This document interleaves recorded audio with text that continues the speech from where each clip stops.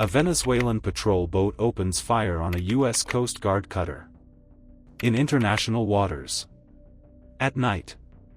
You clicked for that headline, now watch the timeline that nearly sparked a regional war in 90 seconds.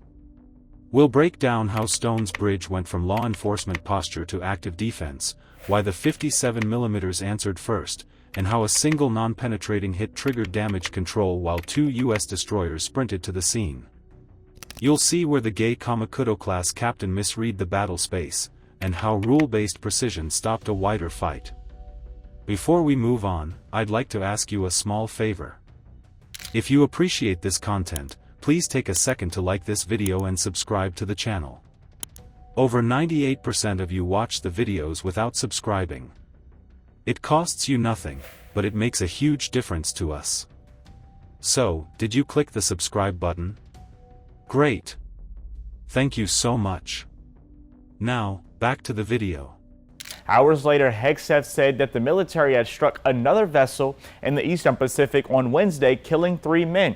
7 strikes, killing at least 32 people, were conducted in the Caribbean near Venezuela, where the U.S. military footprint. Strikes came on top of at least 7 others in the Caribbean in a campaign that has raised U.S. tensions with Venezuela and Colombia. Why does a bright, marked cutter get treated like a ghost boat? That mismatch is the first crack. When a state actor treats law enforcement colors like contraband, the clock starts. Stone is 18 miles off the coast, international waters, running counter-narcotics. Boarding team gear is staged. Non-lethal kit sits forward. The ship is in law enforcement posture, lights legal, speed steady, radios hot. But then radar tags a sprinting contact. Nose on. Low lights. A gay Kamakuro-class hull eating water at about 30 knots. Hails go out on guard and working channels. The response is haze and static. The next message is brighter, tracers that arc in. On the bridge, the sequence tightens. Hail. Warning. Identification beacons. Loud hailer. Each cue is standard, but a junior captain chasing a trophy stop can miss everyone in cluttered littorals, where fishing lights, oil traffic, and shoreline glare smear the picture. Add a claimed security zone that has no weight in international law, and mislabeling a gray and orange hull becomes easier than it should be. Law enforcement rules favor pause and process, but battlefield cues are blunt. Distance closes. Muzzle flashes punch in 14.5 millimeters. The first seconds are survival, not ceremony. Shout, show, shove, shoot is the latter, but under live fire it compacts to one rung: defend the ship. A heavy round slaps stone without breaking through. Alarms trip. Damage control moves, isolate, check for fires, confirm watertight integrity, while weapons crews spin up hard kill options. CIC tracks bearing drift and rates. Bridge calls intent and locks in the pivot from LE to self-defense. Here's the hinge. The cutter stops trying to persuade and starts staying alive.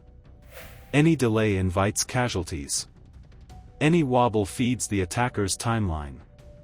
And yet the response stays inside the rule set. Controlled, documented, precise, like using a scalpel in a bar fight. You buy space with measured force and keep it with discipline. You've seen the spark. Now we dissect the hammer, the 57mm that cut the charge short, and the doctrine that kept a close call from turning into a wide fire. How does a mid-caliber deck gun end a fast boat rush without lighting a fuse? Precision and process. You buy seconds. You turn chaos into steps. Then you act. Military operation in the Pacific, the boat taken out off the coast of Colombia, which produces 90% of the cocaine. President has argued the boats were carrying drugs headed for the United States, but most of the drugs trafficked through the Caribbean are headed for Europe. The U.S. military has struck more suspected drug vessels, this time in the Eastern Pacific Ocean. Weapons free under self-defense. The forward 57mm speaks first. 3 quick shots, tight rhythm, rounds bracketing the bow to cage the attacker's path. The message is clear without being reckless: stop, or the next pattern bites metal. But return fire keeps coming from heavy machine guns. Tracers rake over the cutter's bow line. Stone has to land decisive hits while holding to escalation control in a busy drug lane. Every trigger press is recorded. Every burst must serve a purpose. Here's why the 57mm wins this duel at short slant range. The mount throws shells fast. Programmable fuses shift effects mid-fight, airburst to blind sensors and crew, point detonate to bite at mounts and rails, delay for thin-skinned superstructure. The gun stays stable in C-chop, and the fire control brain adjusts lead while the boat jinks. A patrol boat's forward gun can't match that mix of speed, fuse tricks, and tracking. Controlled fires matter. You can warn with deliberate splash. You can disable by chewing radar, optics, and exposed weapon mounts.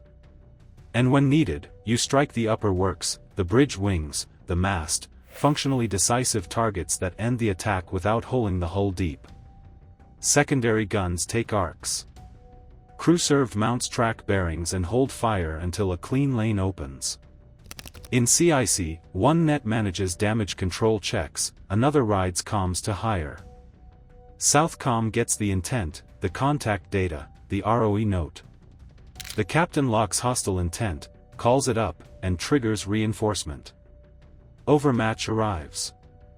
USS Gravely slides between Stone and the coast, a steel wall. USS Porter blocks the north approach. Missiles, guns, helos, layered defense by dawn, set in international waters. The patrol boat's gun goes quiet. They sheer off toward their line. The destroyers hold and freeze the board. The fight ends without a wider burn. The lesson isn't only steel and fire. It's a known playbook that warns off the next reckless captain before the first tracer leaves the barrel. Deterrence only sticks when discipline rides shotgun with overmatch. Tight ROE, fast control of fires, and backup that shows up before tempers decide the outcome. That's how you keep a gray hull from becoming a headline and a dispute from becoming a map change. Precision buys time. Presence locks it. So tell me, if you were the Coast Guard captain under fire, would you shoot back instantly or try to de-escalate? What would you have prioritized on Stone, damage control, return fire, or comms up the chain? Comment your choice below and subscribe if you want more tactical breakdowns like this. The cutter returned to patrol. The shield held. The message stands.